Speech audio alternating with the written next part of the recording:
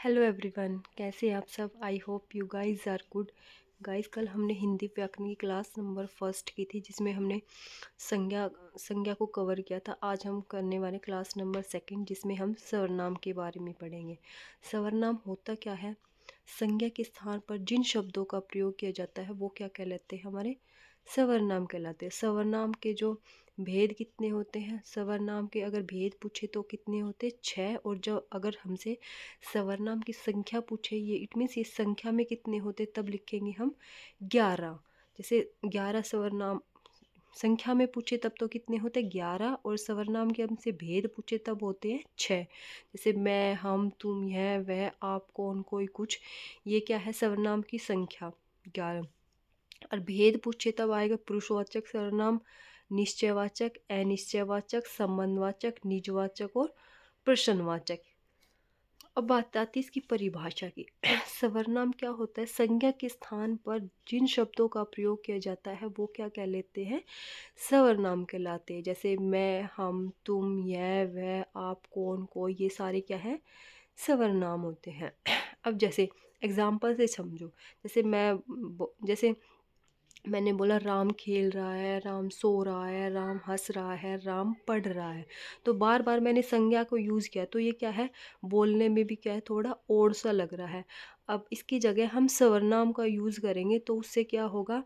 हमारा जो way of talking है या इट मीन्स जो बोलने का तरीका है वो भी इन्हेंस होगा और बोलने में भी क्या है? अच्छा लगेगा। और हमें क्या है?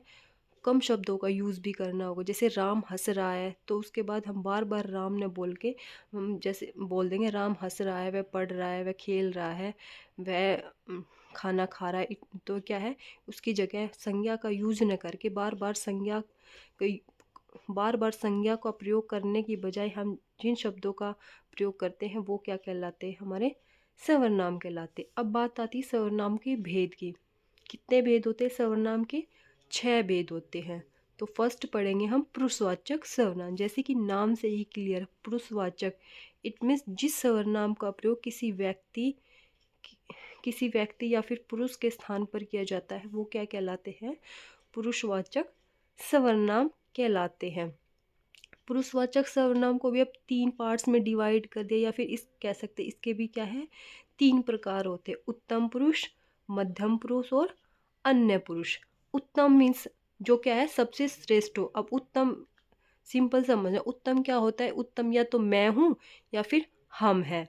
और मध्यम क्या है? बीच वाला होता है, तू हो गया, तुम हो गए, या फिर उसकी जगह हम आप भी यूज कर सकते हैं। और अन्य में अन्य किसी थर्ड वन हो गया, इट मीन्स किसी दूसरे की बात कर रहे हैं जो हमारे पास नहीं है या फिर दूर है। तो यह हो गया, वह हो गया, ये वे, ये सब क्या है? हमारे अन्य पुरुष में जाएंगे। अब उत्तम पुरुषवाचक में इसमें क्या है? जो सर्वनाम बोलने वाला अपने लिए प्रयोग करता है वो क्या कहलाते? उत्तम पुरुषवाचक सर्वनाम कहलाते हैं। जैसे मैं का यूज, मेरा, हम, हमारा, ये क्या है? वक्ता इट मीन्स जो बात को कह रहा है वो अपने लिए ही तो यूज करेगा। जैसे मैं खाना खा रहा हूँ, मैं पढ़ रहा हूँ, हम खेलने जा रहे हैं। तो ये किस में आएगा? उत्तम पुरुष वाचक सर्वनाम के अंदर। फिर नेक्स्ट आता है हमारा मध्यम पुरुष। इसमें क्या होता है कि जो सुनने वाले के लिए जिन शब्दों का प्रयोग किया जाता है वो क्या कहलाते हैं? हमारे मध्यम मीन्स बीच में। इसके लिए तू हो गया, तुम हो गया, आप हो गया।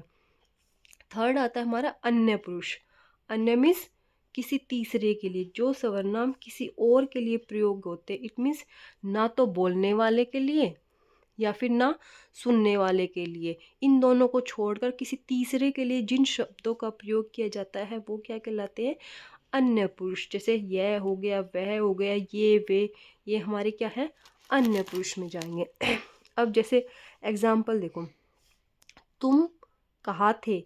अब ये तुम है, ये अगर सिंपल पूछा कि ये कौन सा सर्वनाम है, अगर सिंपल भेद की बात करें तब तो जाए, हमें इन तीनों में से अगर नहीं दिया गया तब तो जाएगा हमारा पुरुषवाचक सर्वनाम के अंदर, ठीक है।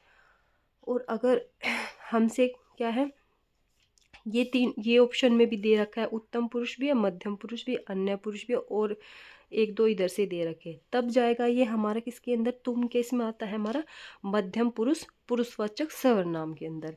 ऐसे ही वे हमारे साथ गए, यह मेरा घर है। तो ये किस में आएंगे? पुरुषवाचक सर्वनाम में।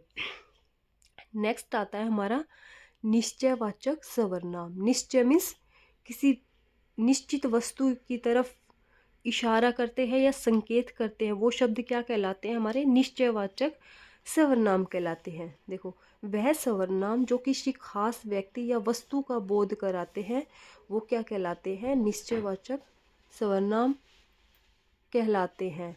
जैसे यह हो गया, वह हो गया, ये हो गया, वे हो गया, ये क्या है?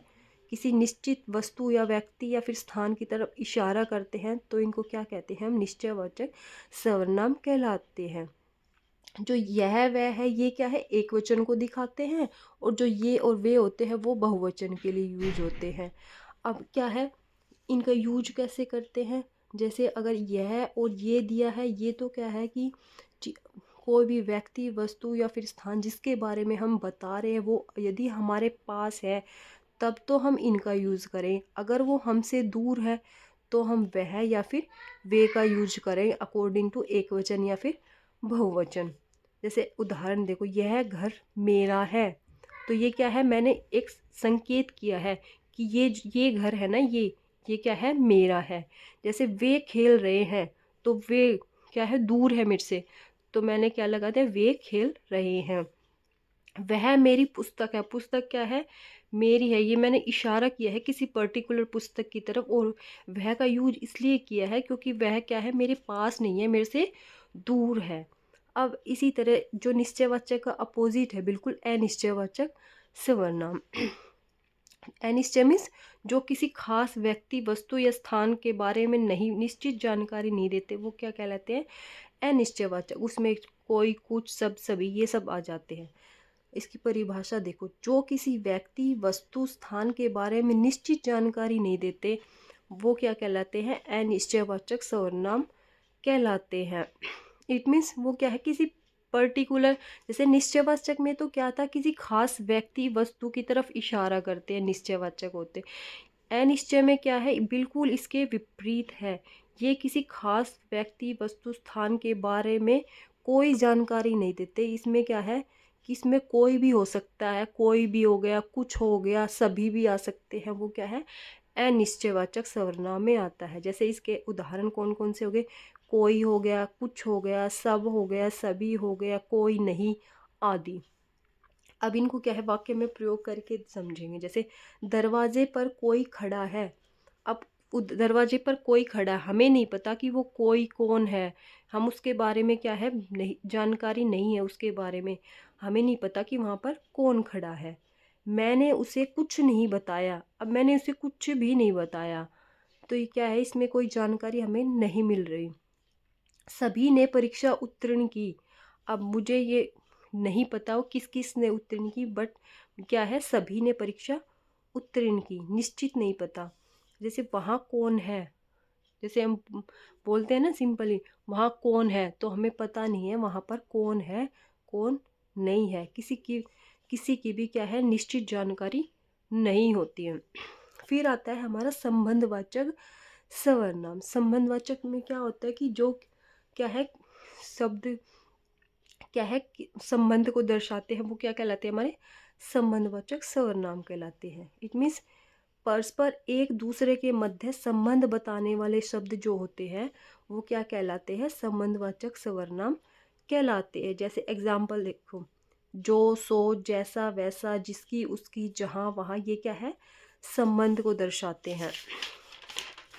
उदाहरण देखो, जैसे जैसा करोगे वैसा भरोगे, जिसकी लाठी उसकी भैंस, जो पढ़ेगा वही बढ़ेगा। इसमें क्या है? ये क्या, एक टाइप के कोट्स होते हैं।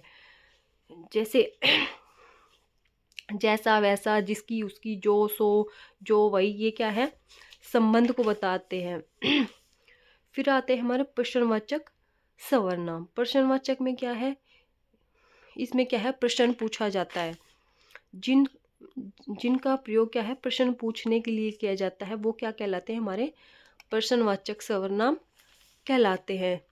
जैसे कौन हो गया, क्या हो गया, किसे हो गया, किसका हो गया आदि। ये क्या है, इन सर्वनाम का जो प्रयोग है वो किसके लिए किया जाता है, प्रश्न पूछने के लिए किया जाता है। जैसे तुम कौन हो, तुम क्या खेल रहे हो, तुम कहाँ जा रहे हो, वह कहाँ है, वह क्या कर रही है। तो ये सब क्या है, इनका यूज हम प्रश्न पूछने के लिए करते हैं। नेक्स्ट आता है हमारा निजवाचक सर्वनाम। निज मीन्स स्वयं या फिर आप या फिर हम खुद के लिए यूज करते हैं। ये वे सर्वनाम होते हैं जिनका जो प्रयोग है बोलने वाला या फिर हम बोल सकते हैं वक्ता, या जो बात को अपनी रख रहा है या फिर कह रहा है, वो स्वयं के लिए प्रयोग करते हैं, वो हमारे क्या कहलाते हैं, निजवाचक सर्वनाम कहलाते हैं। जैसे आप, जैसे हम बोलते हैं ना, मैं अपने आप पढ़ लूँगा, मैं अपने आप खा लूँगा, मैं खुद से ये काम कर लूँगा। तो ये हमारे किसके अंदर जाएंगे, निजवाचक सर्वनाम के अंदर जाएंगे। जैसे आप हो गया, खुद हो गया, स्वयं हो गया, अपने आप हो गया आदि। क्या है, ये निजवाचक। अगर वाक्य में आपको जहाँ कहीं भी ये वाले शब्द दिखे तो देख लेना कि वो जो है हमारा निजवाचक सर्वनाम का उदाहरण है। जैसे मैं खुद पढ़ लूँगा, तो इसमें जो खुद है वो किसके लिए यूज हुआ है, वक्ता या फिर जो बात को बोल रहा है, बोलने वाले के लिए यूज हुआ है कि मैं खुद पढ़ लूँगा, मैं खुद काम कर लूँगा, मैं स्वयं स्कूल जाऊँगा, ऐसे मैं स्वयं पोछा लगा लूँगी। तो ये क्या है, जो बात बोल रहा है, इट मीन्स जो वक्ता है उसी के लिए ये खुद स्वयं इनका प्रयोग हुआ है। नेक्स्ट उदाहरण, जैसे मैं अपने आप स्कूल जा रहा हूँ, तो ये अपने आप है, ये किसके लिए यूज हुआ है, वक्ता के लिए। इट मीन्स इस मैं के लिए यूज हुआ है, मैं अपने आप स्कूल जा रहा हूँ, तो ये हमारा किसके अंदर जाएगा, निजवाचक सर्वनाम के अंदर जाएगा। ऐसे ही जैसे एक और एग्जांपल देखो, जैसे मैं स्वतः ही चला जाऊँगा, मैं खुद से मैं खुद से साइकिल चला लूँगा। ये क्या है, इसमें सब में क्या है, जो ये वक्ता होता है इसके लिए ही इन सब शब्दों का प्रयोग किया जाता है। ये सब हमारे किसके अंदर आते हैं, निजवाचक सर्वनाम के अंदर आते हैं। गाइज, हमारा सर्वनाम का जो चैप्टर है वो ख़त्म हुआ है, बिल्कुल छोटा सा चैप्टर था। कल मिलते हैं हम विशेषण के साथ। गाइज, वीडियो को एंड तक देखना, और वीडियो अच्छी लगे तो कमेंट्स ज़रूर करना, ताकि मेरे को भी मोटिवेशन मिले और नेक्स्ट मैं भी आपके लिए अच्छी अच्छी वीडियो ला सकूँ। थैंक यू, मिलते हैं कल।